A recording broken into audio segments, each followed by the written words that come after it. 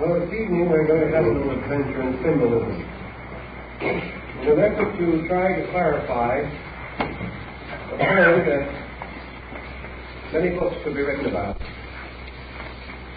We intimated in the first of this series of discussions that alchemy was, at least to a degree, a breaking forth of the spirit of mysticism which had been locked in the hearts and minds of pre-Renaissance men. The breakdown of the tremendous domination of the aristocracy and the clergy resulted in the beginning of a motion towards intellectual liberty.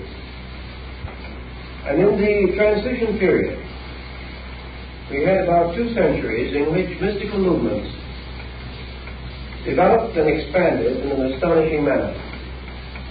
We know that these movements came directly from a movement within man himself. And in this we come to a very important and interesting problem. How does the human being think? Does he think in words, in pictures, or in pure ideas? I think we learn from the study of persons changing languages that a great many human beings think in words. And we know, for example, that in the study of language, you must labor along a difficult and unfamiliar path until you begin to think in the language which you are studying. And then suddenly the words become meaningful and available. I know persons who have lived in this country for many years and speak the English language well, but in a hurry they will count in their native language. Therefore there is a certain association between thought and words. It is probable that the intellectualist thinks in the terms of words because he uses them constantly. They are the familiar instrument of self-expression for him. It is also quite possible that the artist, the purely aesthetic individual, may think in form, or in color, or even in tone, as in the case of a musician. Thus the origin of thought patterns may differ with different persons. And the basic chemistry of thought patterns probably differs also in the male and female. Thus, we are confronted with an intricate issue of the basic form of ideas within ourselves. Studies in anthropology and ethnology lead us to the recognition of the universality of certain essential emblems and figures. I had a letter yesterday which, strange enough to report, I answered today. That does not very often happen. Relating to a tomb recently discovered at Palenque in Mexico, in Chiapas. Palenque is one of the oldest centers of the Maya culture. This tomb was the physical remain, mostly dust, of some ancient dignitary of the empire. And in the disintegrating and ruinous state of the mortal remains of this person, it was noted that in one hand of the deceased had been placed a small sphere of jadeite, and in the other hand a small cube of jadeite. There were also many other ornaments of precious and semi-precious materials. The letter asked why those 2 jadeite ornaments should have been associated with the dead. Well, there are several possibilities. The cube of the sphere was early associated with architecture, and similar remains were found within certain of the pyramids in Egypt. They were used for the simple process of leveling a foundation. When the builder was not sure whether his levels were clear and right, he would stand a cube on a flat place on his wall, place the sphere on top of it. If it rolled off, then he had not a level foundation. Now this peculiar relationship caused these little instruments to be associated with the craft of building. We have the remnants of them today in the Masonic compass square. The compass makes a circle, and the square measures a cube. So we're back again to the concept of the sphere and the cube. One representing the sphere, life, spirit, consciousness. The cube, matter, body, earth. But that these should be placed in the hands of this deceased aristocrat of the old Maya Empire may have meant one of several things. Perhaps he was a priestly architect, buried with the insignia of his profession, because architecture was an important craft in art among these people. Perhaps he was a priest-philosopher architect, one who had received the proper recognition as a master builder of men, or a custodian of truths. Perhaps it was an ancient symbol that the body returns to the earth from which it came, the cube, and the spirit returns to God who gave it, the sphere. Certainly, however, these symbols were there. They are in China. They are in India. They are in Egypt. They are in Greece. They are among our own American Indians. Why these symbols? We have two reasonable possibilities in explanation. One, the migration of the symbol itself. Namely, that at some remote period, certain basic cultures that have now perished were much more broadly disseminated around the earth than we realize. And as we follow certain migrations, such as the bow and arrow migration, or the swastika migration, we find these symbols traveling with the motions of people through the primitive world, passing from one culture group to another. The second possible explanation lies in the internal development of man himself, by which, consciously or unconsciously, he creates symbols which have an essential identity, which have an essential consistency. And when he thinks about certain things, he always thinks of the same symbols, regardless of where he is or to what culture he may belong. Therefore, symbolism may rise with the unfolding human culture. And the symbols, the same or essentially similar, may appear at many different places because unfolding human beings reach certain cultural levels. And when they reach these levels, they instinctively release these symbols through themselves. Now this has an interesting meaning for us because in our present consideration, alchemy, we find the greatest conglomeration of symbols that were ever probably brought together in the service of a single idea of doctrine, science, or art. Yet these symbols are not essentially original with alchemy. There is perhaps not a single symbol in alchemy that can be traced directly to the period in which it began to flourish in that usage. These symbolisms are derived from practically every previous culture that man developed. From Egypt, from Greece, Rome, India, China, all of these ancient systems use the same symbol. It makes very little difference whether it is the dragon of alchemy, or the dragon of St. George of Cappadocia, or the dragon of China. These dragons are all the same. The same may be said of the unicorn, or of many other similar devices. The double-headed eagle, for example, which occurs in so many, many places. The symbolism of fire and of water, of earth, and of the elements does not belong to alchemy, but alchemy made use of it. So we are in more or less peculiar situation. We are trying to explain why certain symbols became associated with a cult or a sect of persons engaged in a particular art or science. Certainly there is nothing in the subject of chemistry itself which suggests such a phantasmagoria of devices. And modern chemistry, with great efficiency, depends almost entirely upon comparatively elementary mathematical symbols.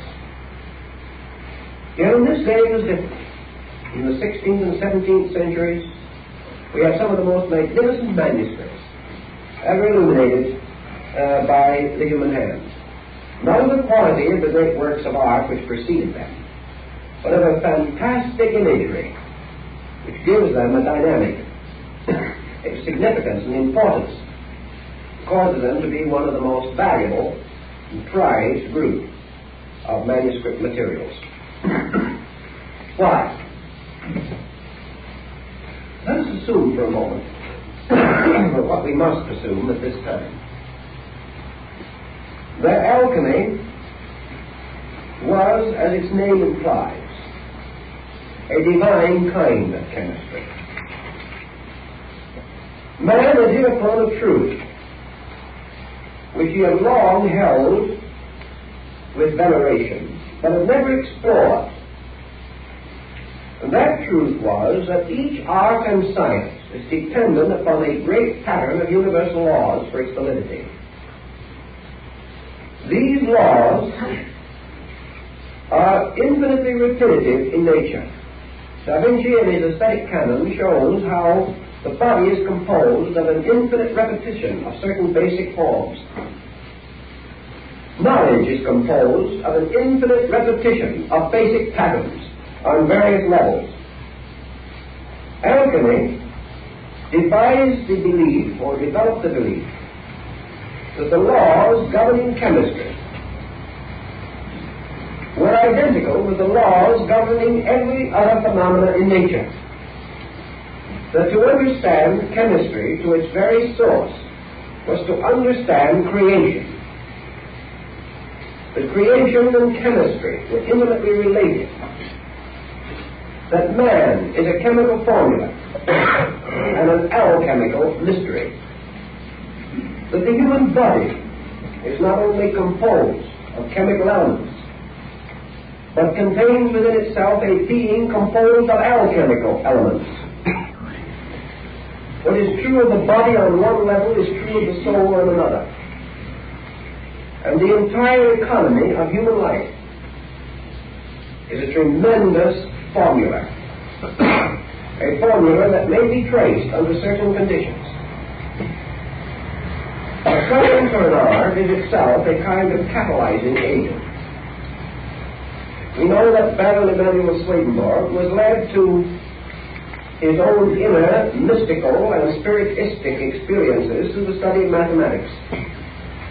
Mathematics opened in him something. And to another group, chemistry opened something. Through concentration upon the rules and principles of chemistry, the chemist gradually became internally apperceptive of something beyond the subject under consideration. He released something through himself. And that which he released came to his objective consciousness in the form of symbols, as is still the case so frequently in the releases of various subjective pressures in dreams. As Jung has pointed out, nearly all alchemical symbols are found in dream symbolism also. And they are found in the dreams of persons who haven't the slightest concept of what alchemy is, and perhaps had never in their lives seen an alchemical symbol. Yet of themselves, their dreams took these very same forms. And we are led, therefore, to the implication that certain forms are archetypal, that they rest in the collective unconscious of our race, that they are part of something, as we may say, that is larger than we are. And we find these symbols occurring in three ways. We find them coming through in dreams. We find them coming through in esoteric arts and sciences, most of which include symbolism. And we find them coming through in folklore, tradition, and legend. All always the same symbols. Legendary is a kind of symbolism, emerging from man himself, who traces his own origin beyond the objective into a subjective. And in this tracing, goes back into a layer of symbolism within his own nature. Now we have in the Arabian Nights Entertainment a kind of romantic picture story which could well look like a leaf from an alchemical manuscript.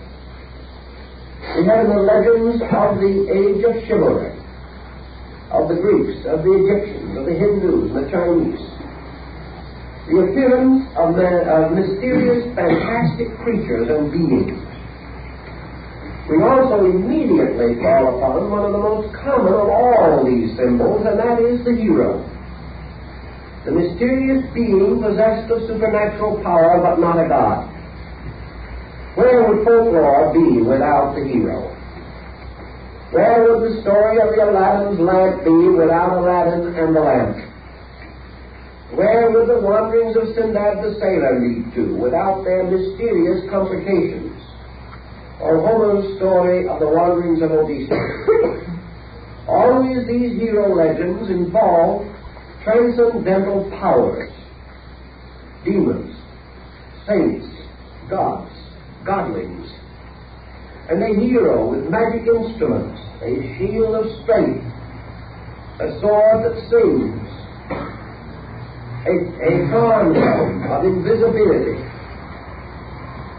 All these things are part of fairy story, legendary, and lore.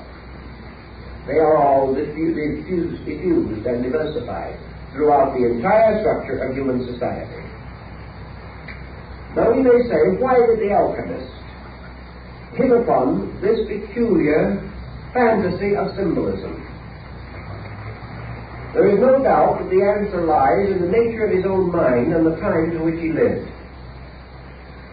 Quite removed, for instance, from the immediate speculations of alchemy, was that very studious, very dour old gentleman, Father Athanasius Kirchhoff of the Society of Jesus.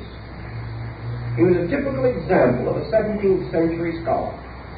He was within the body of the church, but he was wedded first to knowledge. This strange scholar was one of those who recognized or felt what it meant to break through the strange pattern which was broken by the Renaissance and the Reformation.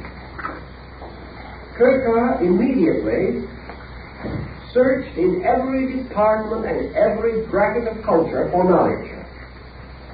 The Museum of Kirchhoff in Rome was for centuries a place where you could see everything from Egyptian gods to stuffed crocodiles. All knowledge was his province, a tremendous hunger. A hunger that reached out to try to find meaning in everything. At the time that alchemy arose, this hunger was strong in European thinking. Noble princes had their cabinets, as they called them, their choice little museums, in which they had gathered the antiquities and relics of ages. Men prized everything that was new or different, or which had previously been inaccessible to them. They speculated on Egyptian glyphs. They tried to restore the medical system of Hippocrates. They collected and assembled Gnostic gems. They had many Indian, Chinese, Japanese idols, not as objects of worship, but as mysteries and curiosities. This opening of the door sent man's mind scurrying in every direction in search of knowledge. And he was overwhelmed by the tremendous inflow of tradition that poured in upon him the moment he was able to receive it. As soon as he could read and write, a vast pageantry of ideas moved in upon him.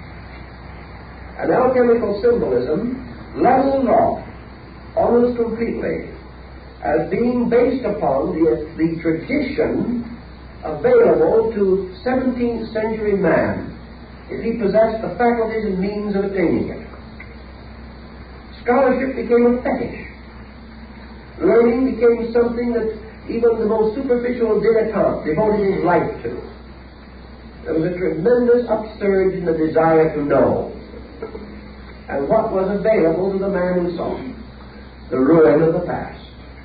Broken monuments, this desecrated altars, broken images, strange figures, part human, part animal, found in the ruins of Egypt. Many incredible devices, the real meanings of which he did not know. He could not read the glyphs of Egypt. The Rosetta Stone had not been discovered. But the less he knew about these things, the more tremendous their influence was, because he then bestowed meaning upon them. And in bestowing this meaning, he was constantly drawing it out of himself. Each of these unknown objects of his contemplation called upon him, demanded something from him, and also gradually revived tradition, myth, and legend in him. So here was a tremendous amount of raw material available to create thinking patterns in human minds. Now, another angle we shouldn't overlook is the relationship between internal patterns and external stimuli. Relations which we may term associational. We have today in psychology association word tests. A word is spoken, and the person taking the test is supposed to instantly reply with the word that first comes to his mind. Association. Now let us assume for a moment that the human being, moving from within himself, is impelled by the pressure of ideas. Now, an idea is a pretty difficult thing to get a good look at. It doesn't have many boundaries, it doesn't have much of a shape. It is more elusive than an amoeba when it comes to trying to find a definition for it. It's a sort of a mysterious, shapeless something that has existence without appreciable or measurable boundaries. It would be nothing less useful to man than a free idea in space. He wouldn't know what to do with it, he wouldn't know if he had it, he wouldn't know if he lost it. Because all that is there is something that is alive and yet has no body. And because it has no body, intellectual, emotional, or physical, it is utterly intangible and yet it exists. Now, man will never permit an idea to remain in that state. It is instinctively impossible for him to do so. Somewhere in the process of the emergence of thought impulse from within his own nature, he meets the outcoming or outpouring thought with a series of vessels suitable to contain it in some way. He must invest it with body. He must give this idea a form so that he can get hold of it. Perhaps he gives it a word form. Perhaps he doesn't. Much of this symbolism could be almost immediately cleared up if we saw a man struggling from the hieroglyphic to the hieratic period in writing. Man could draw pictures of things, but he could not draw pictures of ideas. He could draw a beautiful picture of a house, but how is he going to draw a picture of love? He hadn't hit upon that happy thought of a heart with an arrow. How is he going to draw a picture of veneration? Well, the only thing he could think of was to make a figure in a position of veneration. If he wanted to show imagination, he had to use something that would suggest an image or a mirror or some device appropriate. And yet even that, in that case, he wasn't sure how he was going to carry on the transmission of this idea. The Mayas, for example, who we just mentioned, had quite a problem with verbs. And verbs are always difficult in a hieroglyphical language because they represent action. And pictures do not move. Pictures do not possess action. It must be intimated in some way, a little series of footprints going along, to try to show that a man is taking a walk. The Mayas hit upon the simple device of taking a noun or a glyph representing an object, and transforming it into a bird by adding a wing. They put a wing, like the wing of a bird, on the side of it, to indicate action, to indicate life. But it was no longer an object, but a process, or a condition in action, which they sought to represent. Now, the development of languages shows us how these things happen. But how rapidly they happen in the development of an idea within man. The idea itself is presented to him as well as to others. In its pure form, it is a ray of energy. He must clothe it. Now, he cannot clothe it with something that he knows nothing of. To clothe an idea in an unknown form is inconceivable, because man cannot conceive of an unknown form. Any form that he can conceive of must exist. Furthermore, he is confronted with another immediate problem. Forms are of two kinds. Forms suitable for the expression of facts on a level of existence as we know it, houses and trees and dogs and cats. These do not offer any great amount of problem. But man frequently wishes to represent in his idea something essentially transcendent, something which is not of this world worldly. He has to break the familiar pattern in order to present an unfamiliar idea. How do you do it? He takes familiar things and puts them into an unfamiliar arrangement. The only method that he has. He recognizes not only that in so doing he saves his idea from being misinterpreted, and also he creates an impact by it, which is missing in familiar things. Therefore, we can say that an eagle he can use. An eagle can represent a number of things. But everyone who sees it says this is an eagle, and he means a real eagle. So what does the man do with an idea? He makes a two-headed eagle. In so doing, he has immediately broken away from reality. Your impressionistic artist is trying to do it constantly. The man who sees the two-headed eagle immediately says to himself, there is no such a bird.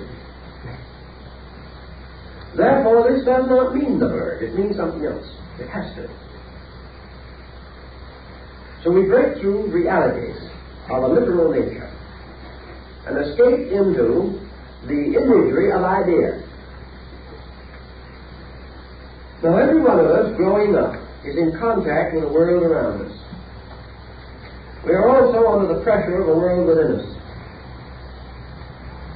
When we begin to think of good as small children, we can't think of good just as something good. Good has no meaning. Good has to be immediately associated with the act of goodness, or some person or thing which we can use to appreciate goodness. So perhaps the small child in a strong and happy family environment experiences good under the symbol of parent. Parent's good to him, takes care of him, protects him. That's good. Another man may interpret good under the form of a fine, well-balanced dinner. That's good. Good, however, always has to come to us under symbolism, because it's an abstraction. The Good Samaritan is a good deed. Now, a good deed without some symbolism by which you see what a good deed is meaningless. Yet instinctively, the moment we have the term good deed come into our mind, the abstraction takes the form of some good deed that we have known, experienced, or heard about. We immediately clothe this thing ourselves in a familiar term, in a familiar word picture, or a familiar form picture. We use distortion exactly as Michelangelo used distortion to create a dynamic. If Michelangelo's figure of Moses stood up, we would see that it was a totally disproportionate figure. Yet because of his arrangement of mass It gives us a tremendous dynamic, which is the thing that he is trying to do, was trying to do. So by distortion, we dramatize. We escape from literality, from smallness, from ordinariness, and transcend into something else. The Greek and Egyptian priest put a mask over his face. The moment he did so, he was no longer a person, he was a god. And he not only caused others to think so, but he thought so. Because of the ritual of the mask and his own belief that this sacred symbol transformed him. So that the action of the departure from the real, from the literal, by the use of fantasy, has been primitive in mankind and has been there since the beginning of time. So in our alchemical symbolism, we find a group of emblems advanced, arising out of certain great archetypal patterns experienced by the human being.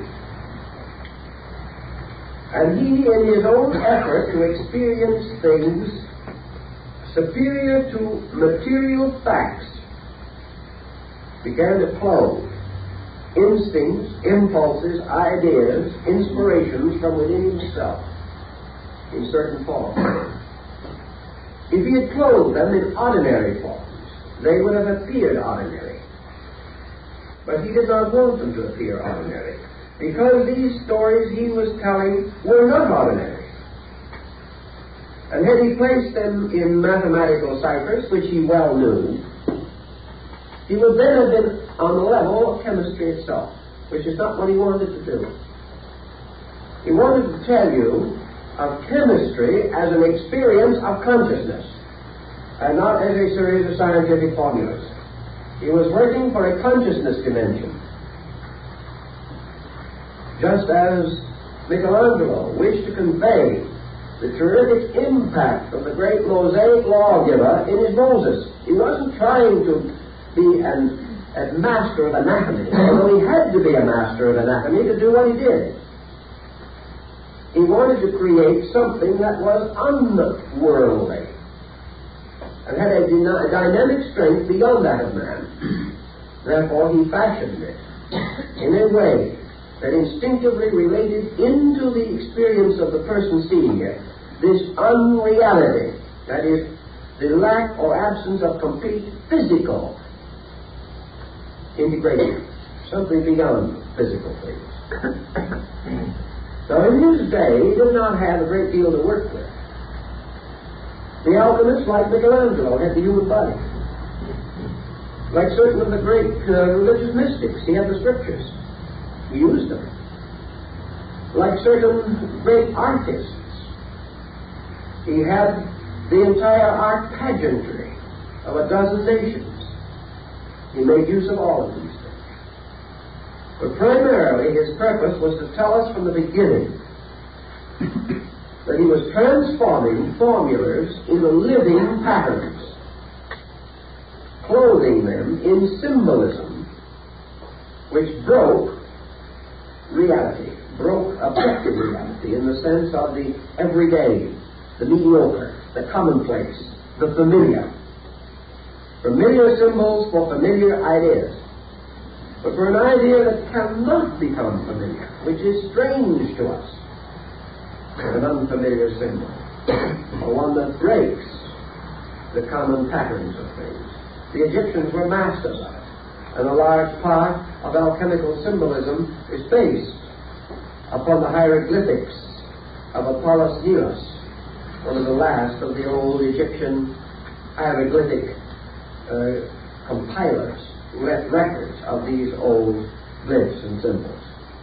Your emblem writers of the Middle Ages, your emblemists, did the same thing. Your emblemists took morality and changed it into symbols, just as your alchemists took science and did it. So the psychology of this thing is this release of the unfamiliar, which must clothe itself in a form which breaks conservative, recognized patterns, because these patterns would drown the idea. And from this reason, they call upon the great magical symbolism of antiquity which in itself gave a tremendous sense of unreality. The Minotaur of Crete, the human being with the head of a bull.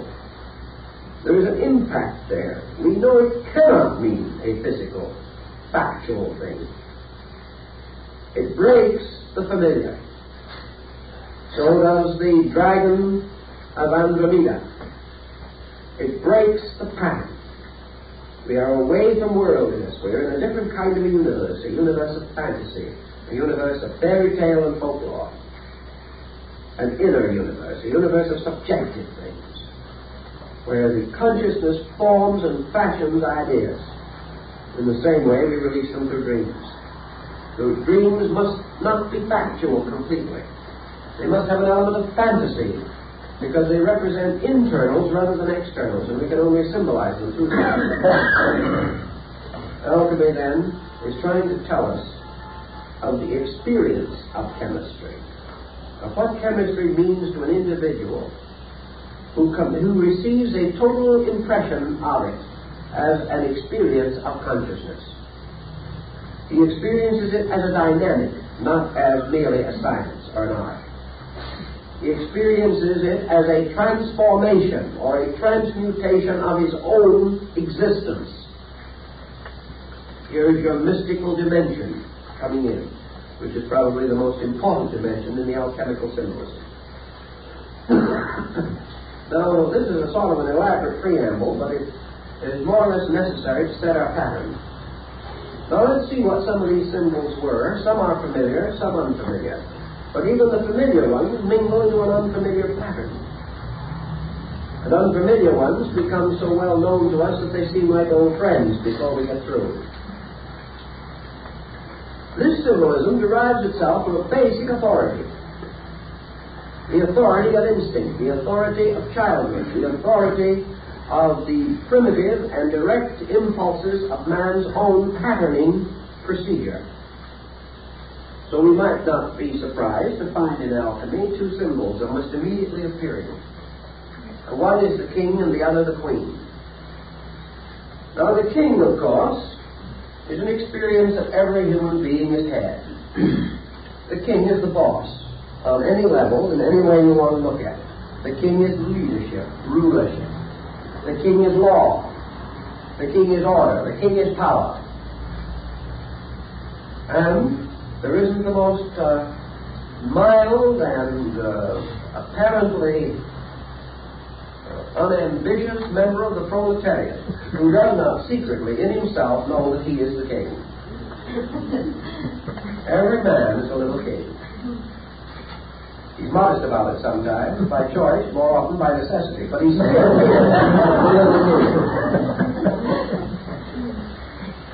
the king is also, of course, God. Because God represents the supreme ruler. We'll never forget that little book of Clarence Day, God and Father. Much in common. But the king is also, in a mysterious way, our instinctive recognition of a power that reposes within the universe, within ourselves. The king is life. Rules everything. The king is power, life, truth, life. The king is the universe in which we live, and we are his subjects. The king is spirit, the master of the great court of the universe.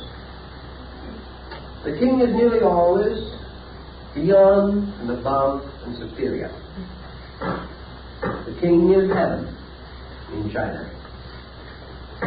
Therefore, the king represents a great positive polarity. The king is not only something we fear, something we must obey whether we will or not. It is something, furthermore, that secretly we admire. When we are happy, we wish the king would leave us alone, but when we get in trouble, we rush to him for help. We do not like to have him boss us, but we are constantly hoping he will save us. The king is will, the sovereignty of an active agent in the universe. Now the opposite polarity to this is the queen. And the queen has always been associated with the broad concept of creation itself. Father God and Mother Nature. The queen represents, to a very large measure, the entire environmental life of the individual. The king is self.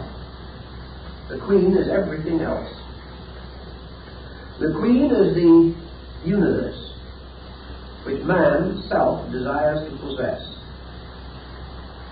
Therefore, every move we make reminds us of Goethe's immortal lines, "The eternal feminine lures us on." The eternal feminine is the unknown. And to conquer and capture and to possess the unknown is the great ambition of man. And science fiction, as we have it today, with all kinds of fantastic stories about other dimensions and rays and energies and weird creatures from other worlds, they're all the story of the king searching for the queen, seeking to possess the unknown. Most peoples have referred to their own lands, their continents, their homes, as their mother. The Mother Earth, Mother India, Mother China, the motherland. Occasionally, some nations refer to it as the fatherland. And here again, we come into some intricate symbolism. And most countries that have a fatherland have a psychology that is quite different from those that have a motherland. We mustn't forget that these things work together in a very important symbolism. So in the great alchemical empire, we have the king and queen ruling over the entire picture. Now the king comes back to us again from one of the most mysterious and enigmatical pursuits of mankind, and that is the game of chess. Because in the game of chess, we are not only playing the game of war, but we are playing the game of life. Now in the game of life, the queen can be taken, but not the king. In other words, the king is never captured in a game of chess. He is placed in a condition or a position in which he cannot move without jeopardy, and that constitutes checkmate and is the end of the game. You can't take him. You destroy him by preventing him from moving. You cannot take him away. Now, as you think a little bit, you begin to see how that plays into another idea. Very intriguing. You cannot capture spirit, but you destroy its power when you prevent its motion. You cannot destroy truth, but you prevent its power when you no longer permit it to have circulation, or to be disseminated, or to be spread or interpreted. You destroy things by destroying their action, but you cannot destroy the reality of anything. This is always the case. So we have, as in China, Father Heaven and Mother Earth. And you have man created between these by the action one upon the other, forming the great Chinese triad, Heaven, Earth, and Man. Now what is man? In the alchemical tradition, man is Mercury. Now you may not all recognize yourself as this delightful little character with wings on his heels and on his head. But, and carrying, of course, the celebrated caduceus, usually dressed in the garb of a Roman soldier. Very important part of symbolism. But Mercury is the beloved son of the king and queen. Now, when you make the king and queen in alchemical symbolism, you have several ways of doing it. One way is to show the king as a human body with a crown, but instead of the face of the sun. And the queen, a woman, with a royal crown, but instead of her face, the face of the moon. So that the king and queen become the sun and moon. And the sun and moon in alchemy are gold and silver. But not the gold and silver that we see, says Thomas Valentine and Valentinus, but an invisible gold and silver. The two precious rulers of the metals, the king and queen of the world of the metals. Therefore, we have another mysterious point, namely that Mercury is the son of gold and silver. He is the child, not only as the deity, but as the element. Now, what is Mercury? Mercury is quicksilver, and was so called. Mercury is Hermes, from the root of Herm, fire. Mercury is the most volatile and the most catalytic of the elements in the alchemical symbolism. Mercury is the only element that can accept into itself all elements and reconcile them. So man becomes the power, the only element or the only metal which can bring about within himself the fusing of the metals, or to act as the common denominator of metals. And yet it is not Mercury as we see it, but a volatile spirit of Mercury that must be used in this mystery. So we have a mysterious combination of king, queen, and sun. That is S-O-N, composed of sun, S-U-N, moon, and Mercury. Now another way of calling the sun, moon, and Mercury is to say sulfur, salt, and quicksilver. And these are formula. For all of the great achievements, the great stone of the wise is composed of salt, sulfur, and mercury, also the universal medicine. Now we have learned that the king is something that can never be taken. The king is the absolute ruler, but things can happen to him. He can appear to die. He can be destroyed or attacked by his own son, but he cannot actually be killed. We'll find out a little more about what can happen to him in the alchemical game of chess a little later. At this moment, we also have another symbol that presents itself to us, and that is what is called the Hermetic androgyne. This is the royal figure of the king and queen as one person with two faces, one male and one female, and a single crown over the double head. Here we have heaven and earth as one. When so represented, the symbol of Mercury is usually in the middle of the body of this combined androgenic creature. So we now have gold and silver undivided. We have God and nature undivided. We have the sun and moon united in the Hermetic marriage of the planets. We now have the God Ishvara concept of India, the Father-Mother God, undivided.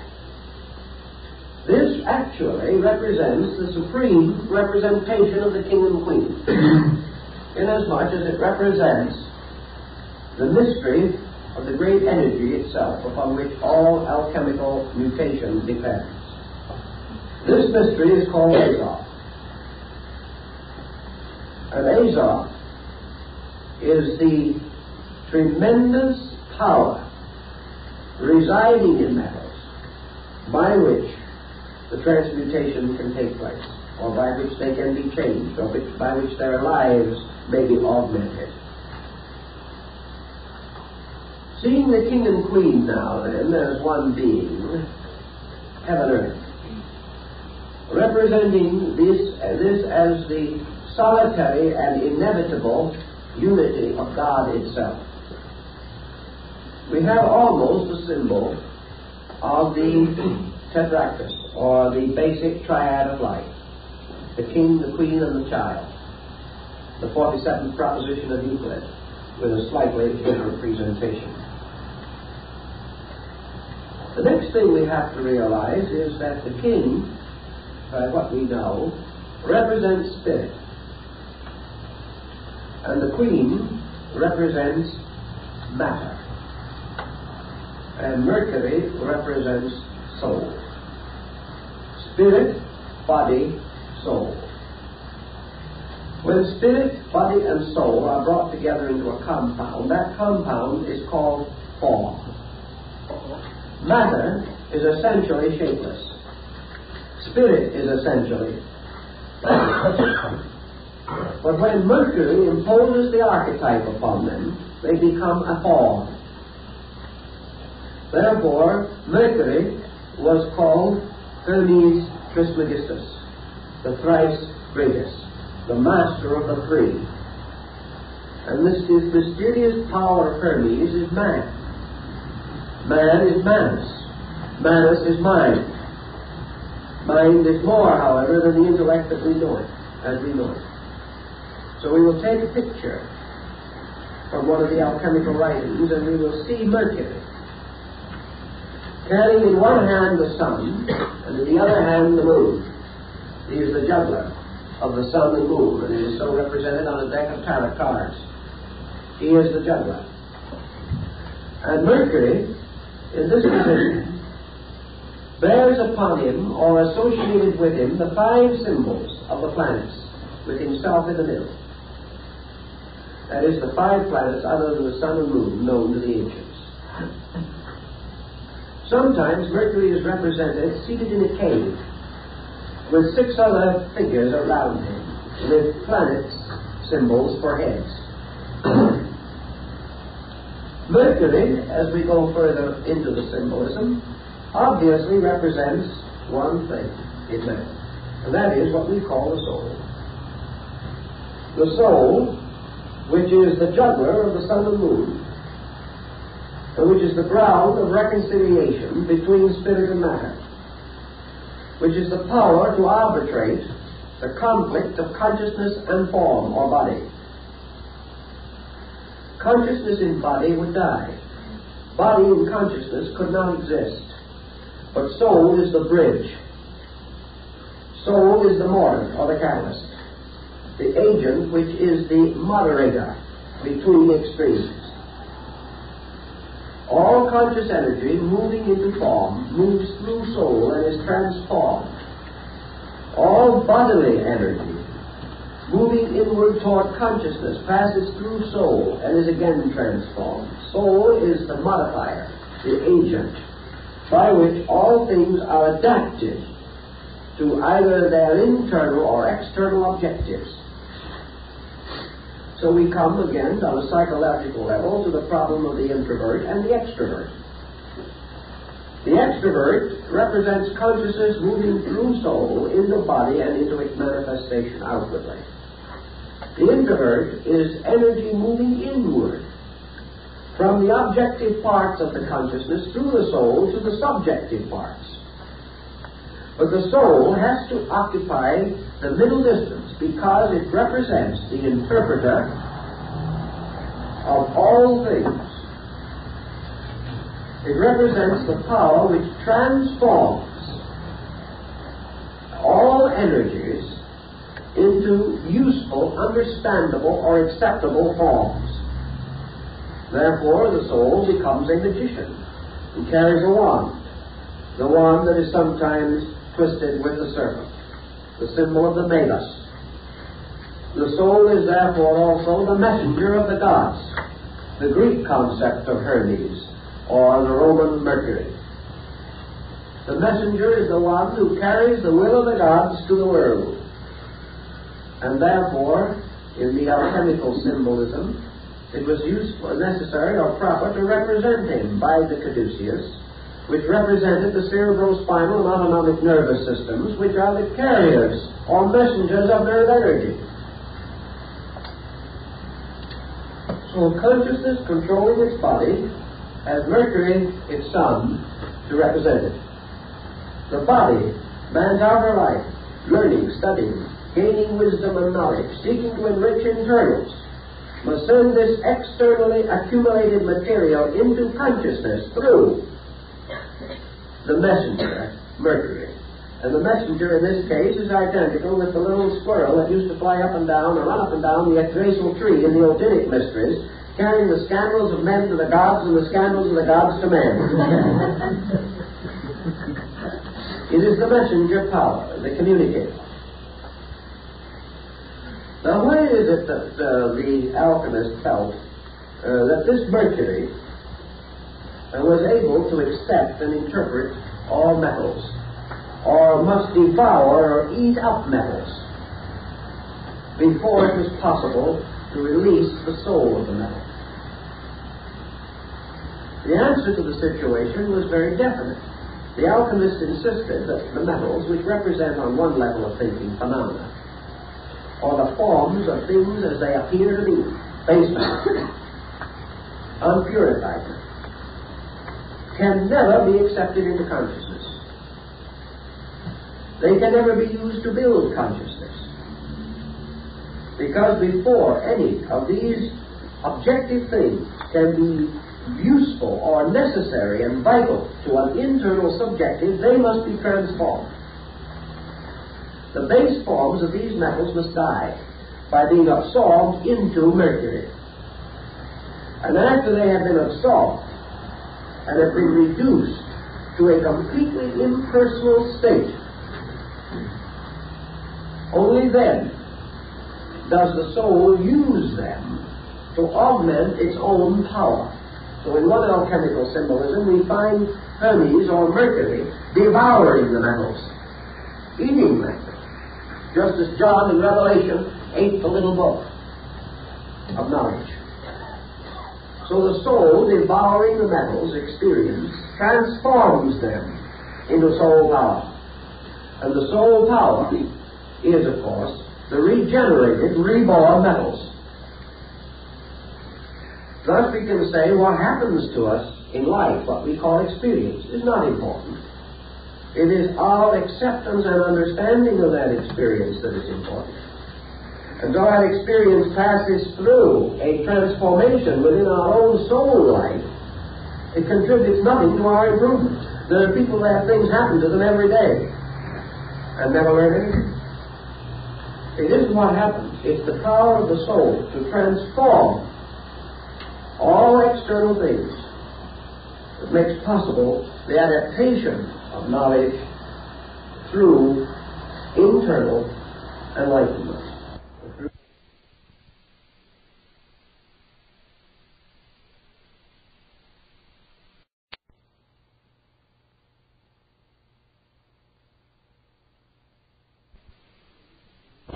Through the redemption of the metals, through the regeneration of the metals.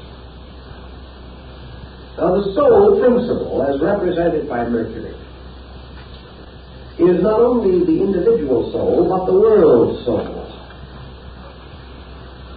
So if we wish to take the old Trinitarian concept, the sun is God, salt is the Holy Ghost, and Mercury is the Christ power, the universal soul. And Mercury, as Christ, the catalyst, says, none go unto the Father save by me.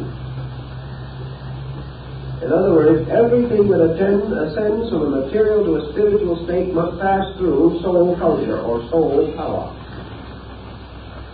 And it is in this soul power, which is represented by one of the alchemical retorts, that by the heat of purification, the base elements are withdrawn or caused to pass off or are incinerated, leaving only the spiritual agent or essence.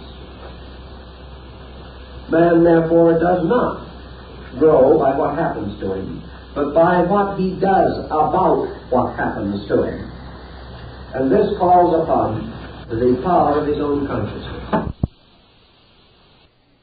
You could see easily how what we call realization corresponds with Mercury. Because in realization, the individual is capable of accepting everything into the experience of consciousness and transforming it into truth. Realization is the discovery of the universal in everything, and that is in itself a complete act of catalyzing. So the soul of man, consisting of two parts, the rational part and the instinctual part, is Mercury. And in this mercurial agent, the great wonders of alchemy are performed. And in the symbol of Mercury, you have the cross, the circle, and the crescent, brought together in the planetary symbol and in the chemical symbol of Mercury. John Dee, the great English mystic and statesman, wrote a complete book called The Hieroglyphical Monad, which is devoted entirely to the study of the symbol of Mercury. Because Mercury and its alchemical meaning practically is the key to the entire story of modern psychology. Now we have therefore spirit, will, the great power of the king. We have the infinite unknown, the tremendous negative power of the queen. Because without the queen, this power never releases itself, never manifests itself. And we have equilibrium established between these two, which is Mercury. Therefore, Mercury becomes equilibrium, balance. In the alchemical symbols, we frequently find Mercury holding a pair of scales. It is the equilibrium of forces. For by bringing spirit and matter into equilibrium, the positive accomplishment of the soul is assured. Now in this same symbolism, therefore, Mercury becomes the first and greatest of the adepts, because Mercury is Hermes Trismegistus, the thrice great Hermes, the symbol of the absolute embodiment of all wisdom, in whose name the Hermetic arts were brought into existence. Hermes as the thaumaturgic adept is consequently the appropriate and proper symbol of the adept soul in man. Now the adept soul is the soul which is born again of the union of the king and queen. But this union of the king and queen is by art or nature, and not by the primary generation. For when the adept has accomplished the Hermetic marriage, or the reunion of the king and queen within himself, through the instrumentality of Hermes, he is then the adept king. Now this is as much as saying that he has restored the Holy Empire. He has restored, as a philosopher king in Greece, the balance and equilibrium of his own existence. He is able, therefore, to bind or to hold or to unite within his own nature, in a condition of suspension, the two great opposites of existence, spirit and matter. Now in doing these very interesting things, the adept symbol itself appears. Now the adept is usually represented also as two-headed, often by the two-headed eagle, which is his proper emblem. The two-headed eagle in this case being, of course, a gradual derivation from the original Egyptian phoenix, which was the true eagle. The adept as the two-headed eagle has therefore the same symbolism as the androgyne king and queen, the Ishvara, the male-female principle in suspension, the two-headed king-queen, representing the divine power of the Atman itself, is reflected into the adept, who has accomplished the same equilibrium again by will and yoga, or by effort within his own nature. Now the adept in the Hermetic symbols, of course, is the hero self, to whom all the adventures occur, and whose labor it is forever and eternally to restore the mystery. Thus we have your alchemical symbolism reaching out into practically every different group of fables that we know, St. George and the dragon. St. George is the adept. The dragon that he is overcoming is the dragon of chaos, the dragon of disorientation, disorganization, confusion, ignorance.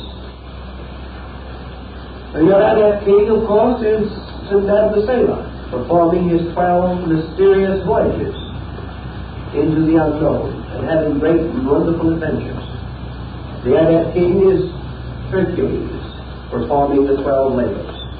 Samson, carrying away the gates of Gaza. The adept king is also Melchizedek, the Prince of Salem. Wherever the great and wonderful wise one appears as the man symbol, he is the adept king. The adept king is always the glorified Hermes. He rules with the scepter of the king and queen of the sun and moon. He is the third of the great lights, with the sun and moon and man of the great lights of the mysteries. Now, with this basic symbolism, we can see how the alchemist could proceed with certain mystical speculation. What other symbols immediately present themselves to our attention? We have to have the symbol of chaos. We have to have the symbol of the thing that must be overcome. And therefore, we extend our thinking on the subject of base metals, which represent to a degree the chaos. Therefore, it is not impossible for us to recognize the meaning of seeing a great stormy sea, in the midst of which is an ark, like the Ark of Noah, and on the deck of the ark an alchemical bottle. In other words, the alchemy floating on the sea of chaos.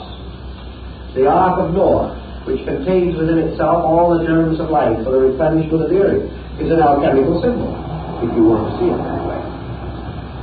Then we have also, in another case, the bottle in the ark, with a dove flying out of it, carrying a little bit of green in its beak. The dove is an alchemical symbol in this case. We have accepted it as a symbol of promise, as a symbol of the restoration of faith and of peace, and of the return of life to the world. But the dove is an alchemical emblem. Wherever it appears, it is a soul symbol. Now, in another kind of alchemy, we can have monsters, griffins of all kinds.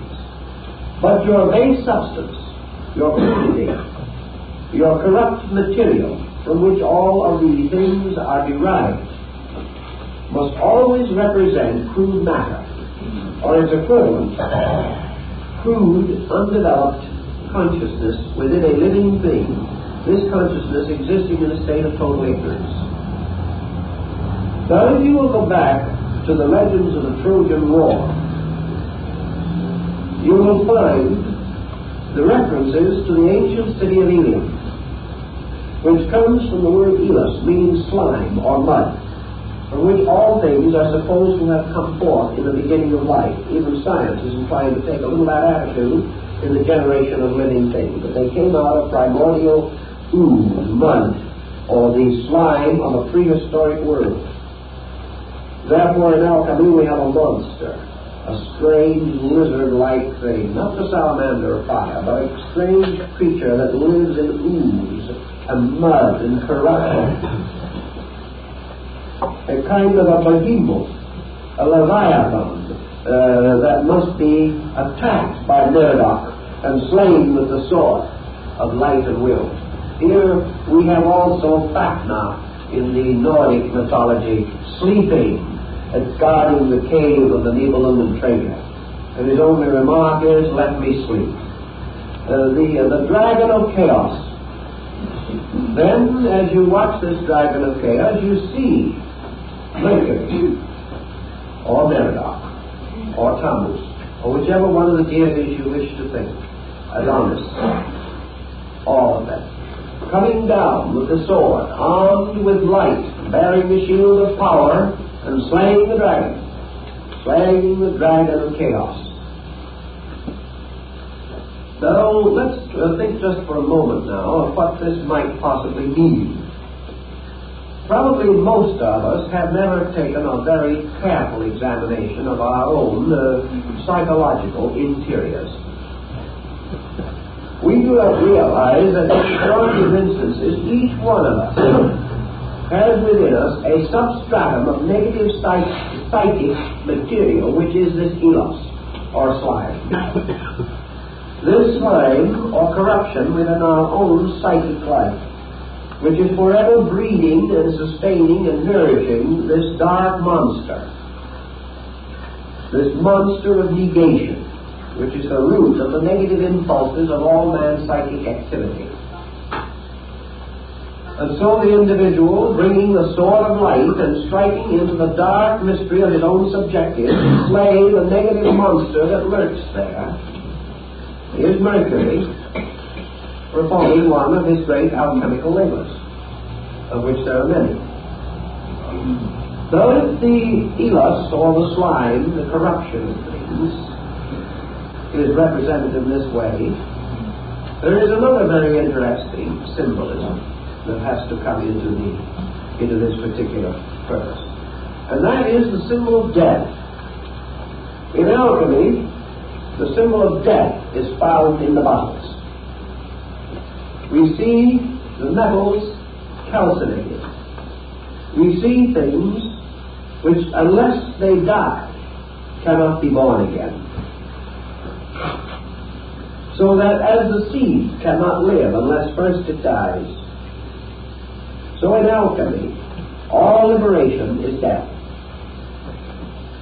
And everything is released by death. The alchemical formula on this is rather important, so we'll pause for a moment to try to estimate it a little bit.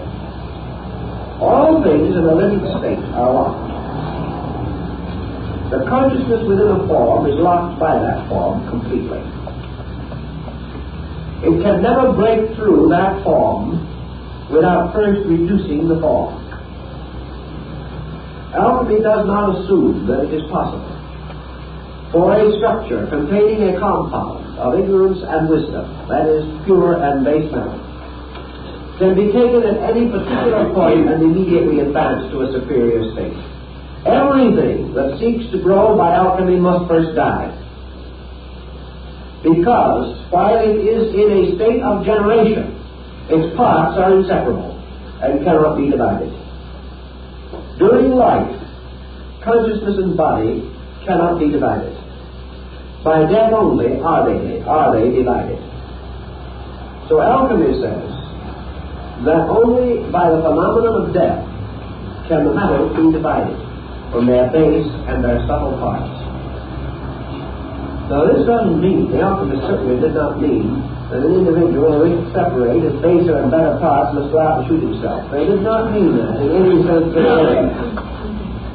What they meant was that all growth comes from the dying of something.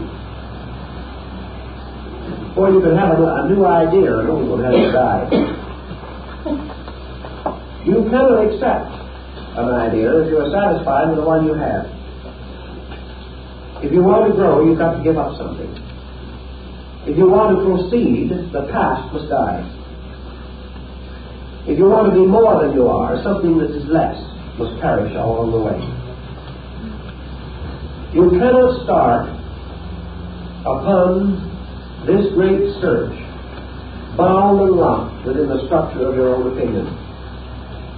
Your opinions have to die before there's any room in you for truth. Everything has to be reduced to its essentials. And the essential of everything is seed and ashes. Seed and ashes, says the alchemist. The seed that cannot die, which is the king, and the ashes which must die.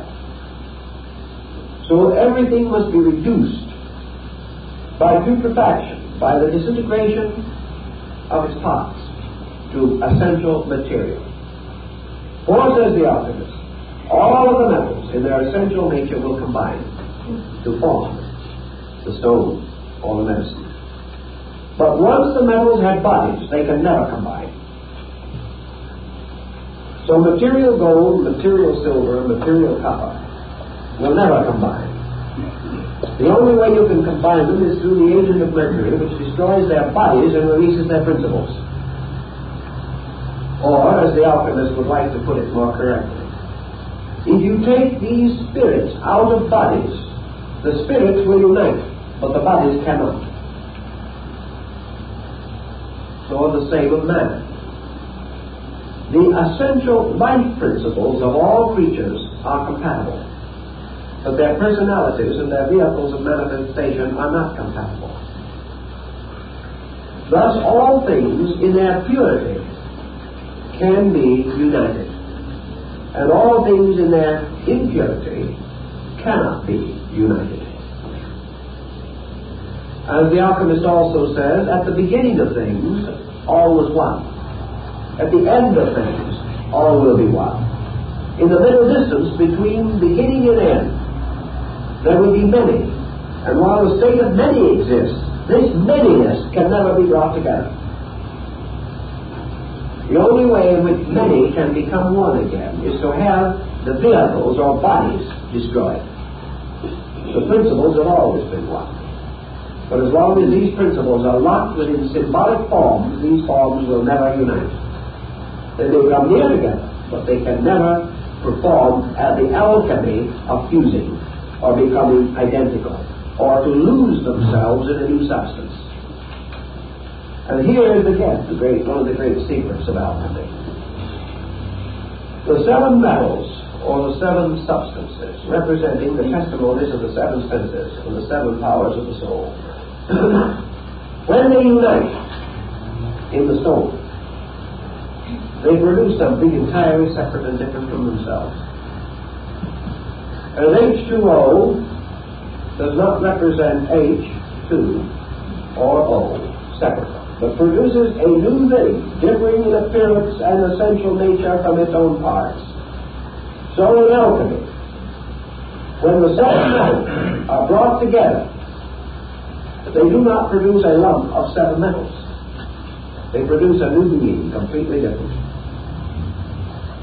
And when the compound is correctly measured and estimated, the result is an entirely new being, separate and distinct, in which there is no longer any trace of the parts which made it. If you bring the material substances together by artificial means and form a statue with them, you can always divide them again, under heat or under something, under some heat. In fact, mercury will usually divide them again. But in alchemy, when the seven essences have been brought together, there is an entirely new existence created. And that new existence is different from anything that preceded it. And this thing that is created by the alchemy of the union of metals is actually the human soul. And the human soul was called the homunculus, or the crystal child, that is born out of the alchemical retort, the great glass womb of chemistry. For it is the purpose of alchemy to create a living thing. And this living thing, or the homunculus, is a generation of art and nature. And the alchemist who performs this mystery plays God, for he creates. Now, he will tell you himself that alchemy is nothing more nor less than man's keen observation of natural process. The man watching, as Paracelsus watched, the miners at work, in the mines of the Buddhists, watching the processes, studying the way in which coal and diamonds come into existence. Or in China, the mystery of amber, locking within itself the tiny insect from the prehistoric world. Man studying nature discovers the mystery of soul. Now, in this mystery, which is called in alchemy the homunculus, we have the same mystery that is called in Chinese metaphysics the transcendent being. And the homunculus is the new creature that is formed out of the seven souls or seven natures of man. Just as surely as he generates his kind by male and female, by the union of the king and queen, as a psychic and spiritual power within his own nature, So he generates himself, or generates a being out of himself, which is called the homunculus, and has its parallel in the story of Melchizedek, who was his own father and his own mother, if you remember, the Prince of Peace. Now, this being that is its own father and its own mother is adequately and properly represented in alchemy by one of the supreme symbols of the achievement, and that is the phoenix. Because the phoenix is the bird which gives birth to itself out of itself. When the phoenix, which lives for 500 years, according to the Egyptian legend, came to the time when it must die, it retired to an altar of flame in one of the temples, and there, in a nest of fire, its body broke open, and the new phoenix issued from it. And there was never but one phoenix alive at a time. Now, this is alchemical symbolism with a vengeance. And it tells us a great deal, because this phoenix allegory returns to us again in China.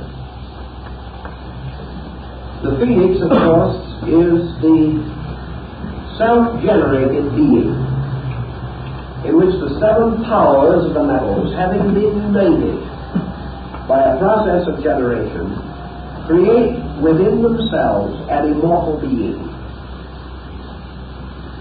So in the story of mankind, you know the gods and you know mortals. So you know the gods live forever and mortals have their sorrows for a day. There's a story in India about some people who live in the Nilgiri Hills who belong to a community or a nation or a race in which nobody is ever born. Now that's a kind of a curious thought, because this little community is composed of persons born everywhere who go there for certain reasons. Therefore, no one's born there theoretically. It is a race that is composed of persons who have certain peculiarities or distinctions about themselves, coming from anywhere, because they are alike in this mysterious manner, go there. Now this legend and certain of the factors involved in it is again, very much the story. You know the hero is a very, very interesting being. You know, in the legends and the myths about these beings, we have something that is very strange to us. Something that is born and never dies. Now that breaks most of the rules of common sense and is well known to the old days of theological doubts and misgivings as the famous Methodist one-ended stick. You hear talk about that wherever theological controversies get warm. Someone is born as a beginning, and then goes on forever and ever and ever and ever and ever and ever and ever, whether here in heaven or below. Something that has a beginning in time has no end in eternity. It becomes a sort of a one-ended stick, which is quite a controversial issue. Well, actually, there is a one-ended stick. And that one-ended stick is the homunculus, the soul power, the soul being. Because the soul is something that has a beginning, but no end. And Bellini was one of the first to recognize this interesting and remarkable phenomenon. Your soul, as the adept king, is generated within man by the mingling and chemistry of intuition and reason, of wisdom and love, and of the polarities of the soul power in their form of the king and queen. The soul, therefore, has its own world, ruled over by the king who is wisdom and the queen who is love. And wisdom, the king, is the master of the show, and he is always seeking the unknown, love, which is the queen, and without which he cannot fulfill himself. So here again, you can take love away from him, you can capture the queen on the chessboard, but again, you cannot capture the king. All these symbols refer back again. But in the soul, wisdom and love unite to produce a being. And this being has a beginning, but no end. And this being is the source of immortality, because the king and the queen, spirit and matter, are not bound together by an eternal union. They must always be the result of a compound. And as Lord Bacon asked to have inscribed upon his tomb, let all compounds be dissolved. Life and matter are polarities of each other, and their relations to each other are eternally impermanent. Therefore, spirit and matter meet and separate, and that which is purely of its own nature returns to itself, and that which is of an opposing nature returns to its own source. The thing that binds them is virtue, the homunculus, or the Hermetic adept.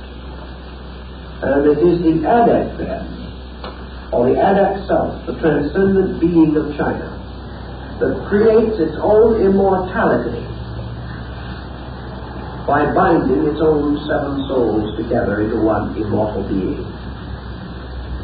And this progeny of the sun and moon, of heaven and earth, of spirit and matter, is born by art, but never dies, because that is man's earned immortality, or earned eternal existence. He exists eternally as spirit and matter forever. Nothing can ever stop that. But he exists eternally as a conscious being only when he creates the soul, or creates or provides the great alchemical experience. Now, in your Eastern philosophy, they would go even further than that. They would say that once having created the adept soul, that even that must ultimately renounce its own immortality. And therefore, again, the hero of the world dies always, usually in the service of great love, searching again for the unknown queen. The symbolism is very adroitly used. It is exceedingly subtle. You can draw some tremendous tapestries with it, always because of the wonderful interworking of rules and principles and laws. But the soul now, which is St. Paul's wedding garment, the soul is the eternal or immortal self, the transcendent being, born of the marriage of heaven and earth. It is, however, not merely man as a form or structure. Primitive man is building the soul. The soul began to build when man was created. And step by step it has taken over the inner control of him, until today he is controlled by his emotions and his thoughts, which are the present developed state of his soul. But, says Alchemy, in this method, by nature or law alone, the path is very long, and along the way the soul has been very sick. It has become utterly confused, and the path of its final restoration by nature means that man must slowly work out, through trial and error, through joy and sorrow, through life and death, every inconsistency of his own psychic life. This project suggests millions of years. It suggests thousands of lives, perhaps, to day by day, step by step, exhaust the errors of the soul and experience every good thing, in spite of our effort to evade it, in spite of our own resistance to grow, a resistance which itself must gradually be overcome through a great series of time and sorrow. So Alchemy says art will perfect nature.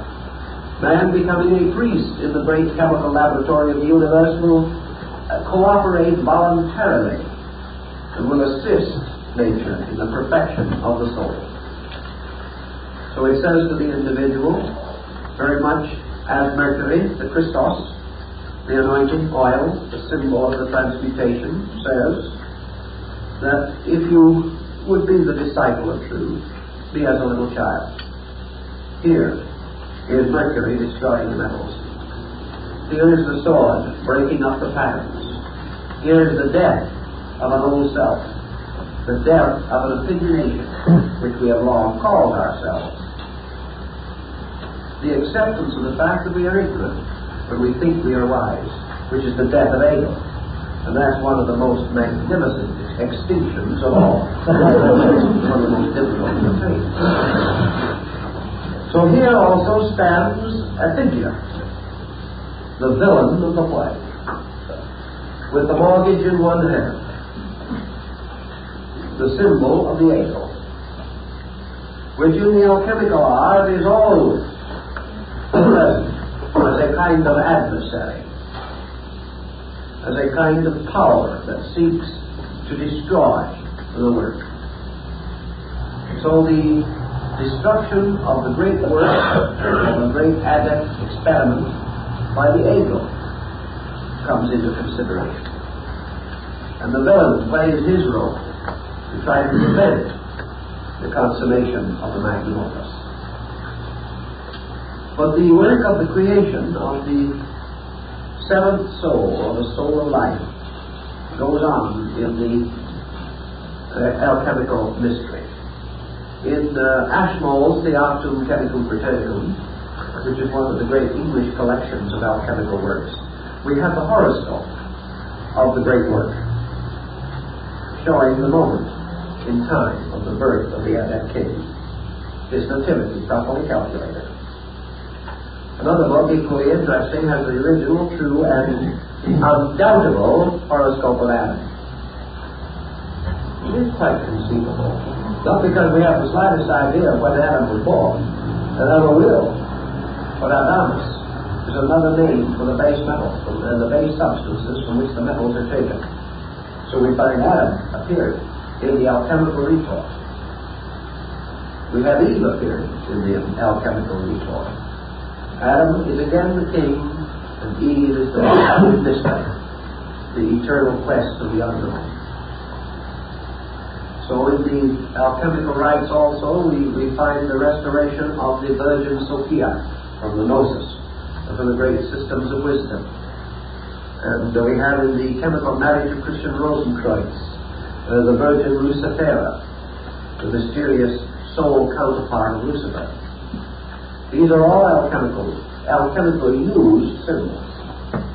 But they all tell us of the creation of the soul power, which is the victory of man. There is one very interesting symbolism which I have seen in alchemy. There is a series of 64 bottles, which is an interesting number because it corresponds exactly with the development of the Chinese trigrams. In each of these 64 bottles is an episode from the life of Christ, forming a perfect circle. And here, in these episodes from the life of Christ, each incident is marked with the alchemical symbols, so that you will know exactly what is referred to. And the theory behind the whole concept is that Christ is this imperishable seventh soul, the power of immortality. And that individual who follows in the way indicated, who takes up the cross and follows the Master through the 64 augmentations of the material, as it is called, will also achieve the resurrection. And in the last bottle, as a symbol of the consummation of the great work, the creation of the diamond soul, we see the figure of Christ carrying the banner on the staff, rising in the midst of life from the grave, the resurrection. And this resurrection is the rebirth of the phoenix. The entire cycle reminds us of Paul's words, the Christ in you, which is the hope of glory. For to the alchemist, Christ is the symbol of the soul, the mystery of the soul that is born in a manger, surrounded by beasts, the soul that must pass through certain vicissitudes, be crucified and die, and be raised from the dead before it can live again. And exactly what occurs in that allegory is told in the story of the death and resurrection of the seed in the ground. For this is the parable. The seed is the Word of God. And alchemy says, the seeds of the metals are the seeds of immortality. In this way, the soul mystery in alchemy is unfolded at its true purpose, the integration of the soul as a living vehicle within which a new being, the Son of heaven and earth, can have a real and conscious life. This is the adept self, the reborn, the twice or thrice born Hermes. In this same symbolism we come across a number of other very intriguing things for thought. We have the tree of the metals. We have the Saturn, Cronus, the old one-legged gardener walking on a crutch. And we have him carefully watering the tree upon which grow the seven metals in the form of flowers and fruit. This is the tree of alchemy. This is also represented in another form as a tree with 12 bears bearing a fruit upon it. In this case, watered by the same old man, with the opposite leg crippled, and this time the tree bearing on it the 12 signs of the zodiac as fruit. The 12 signs of the zodiac, incidentally, represent the 12 steps or mutations which are repeated in cycles to produce the augmentation of the stone. For the stone at the beginning is very weak, and it must be repeatedly augmented, cycle after cycle, until it increases in strength. This is because man in the practice of truth is at first very weak and infirm. But by continuous repetition or the continuous recollection of reality, it constantly increases within himself through the contemplative disciplines. It's the same thing exactly. So we have two trees, one with 7 metals and one with 12 signs of the zodiac. And one is the tree of the knowledge of good and evil, which is the tree of the soul. And the other is the tree of life, which bears the 12 manner of fruit, which are for the healings of the nations. And if you will look down at the bottom of the tree of life, you will find lying in the ground beneath it the king and queen buried together, and from their body the tree rising. Because from the union of heaven and earth rises the tree of life. But the tree of the metals, or the soul, the 7 blossoms on that tree, are watered and taken care of by Saturn, the old god of contemplation, the punisher, the destroyer, the principle of karma, the retribution, and discipline. The old one-legged gardener is self-discipline, by which the tree of the soul is caused to bear its fruit. So each little story is a little gem in itself, telling things about all these moral mysteries. But with it all, let us not forget that Roger Bacon is said to have gone to the King of England and offered to finance by man-made gold the crusade. Gold was made. Now, how and why was gold made? The gold makers actually did cause the precipitation of metals. And there are examples in European museums, some of which I have seen, of man-made gold. Not made at the expense of $50,000 an ounce. That's when we try to do something of that kind by our present scientific means. We can make gold, but not on a profitable basis. Of course, if it goes up much higher, it may get to be profitable. The reason why the alchemist was able to make gold was because he had learned something. He had learned that the same power which makes soul operates on an archetype. That the soul represents an artificial gold, a synthetic gold, and that it can be manufactured as man manufactures his own destiny. And in the same way, by the same laws, the metals, the physical metals, can be handled. But in order to handle them, as Nicholas Flamel points out, you must kill the metals. You must actually perform in the physical state the death and resurrection of the metals. You kill the metals. You take copper, iron, tin, mercury. You take these and you learn how to absolutely destroy them. And when you have completely destroyed them, you have released by that means from them a universal essence which permeates them all. Then, if you know how, you can restore that pattern according to the element that you desire. But you cannot do it while iron is iron, or zinc is zinc, or copper is copper. It must first be reduced to a common denominator. And the discovery of the common denominator applies to many things. Today we have a problem in connection with common denominator. When we have Japanese and Chinese and Hindus and Greeks and Persians and Jews, we are never going to have brotherhood of man. We can't.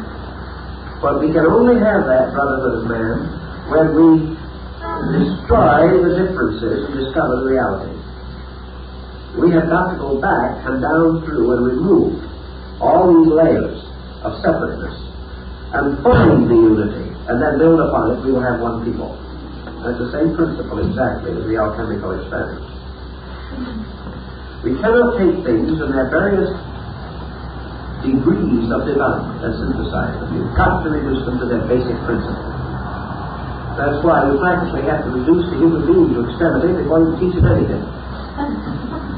It is only when he says to himself, I am a complete failure, that he begins to have a little hope of succeeding. When he says to himself, I don't know what to do next, then he will begin to think.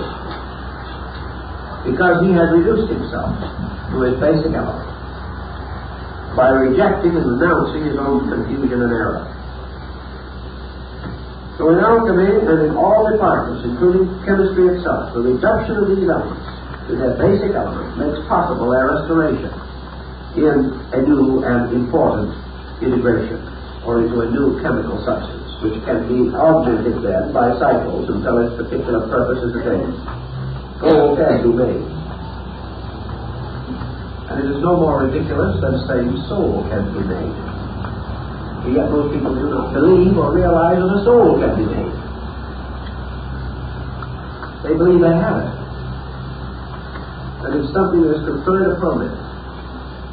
And yet the culture, development, perfection of the soul is one of the greatest of all the arts. And in alchemy, the soul is tremendously important because it becomes the living body of the being. It becomes the basis of the being born from itself, the old man who dies in darkness and is born in light. So we have an interesting situation arise. The king is said to die. The king being spirit, the divine power. The king dies. And why does the king die? Because he is slain by an evil power, the ogre, which of course is chaos, confusion, the absolute absorption of the king into the universe, or life completely absorbed in phenomena, and thereby no longer recognizable in its own nature. But the king comes to life again through his own son, or in his own son. And you go right back to your legend of Osiris, the Egyptian ritual. And you will find in Plutarch's description of the death and resurrection of Osiris, that after the death of Osiris, he overshadowed as a holy spirit his sister wife Isis, and she bare Horus, the symbol of the Messianic soul. And when the child was born, her own brother husband entered into the body of the child. Therefore, he was his own father, certainly, in that particular case. This child was a widow's son, because he was born after his father had been murdered.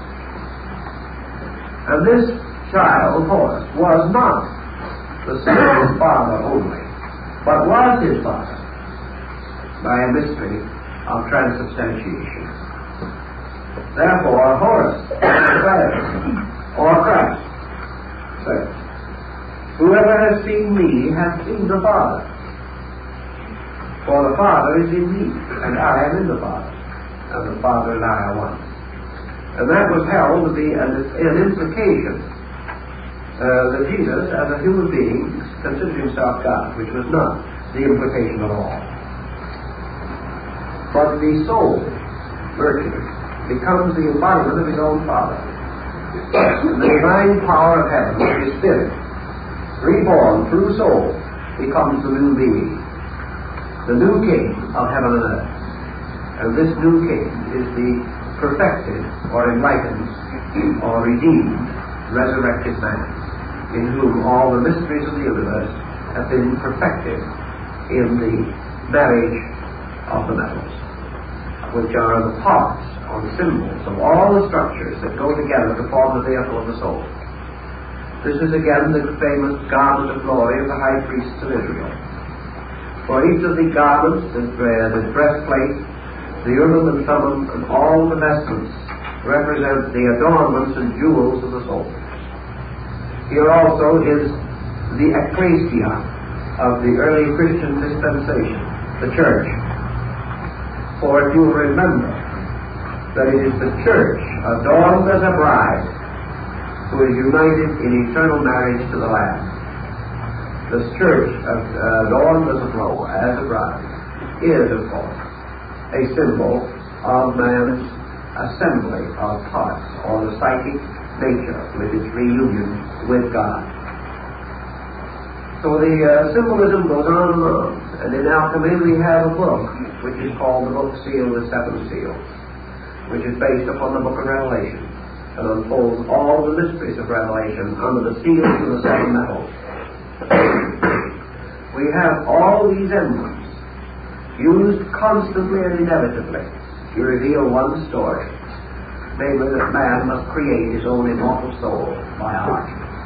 That this soul is the diamond of the light, and that who builds a soul builds an imperishable self that has a new being, and the old man passes away and the new man comes.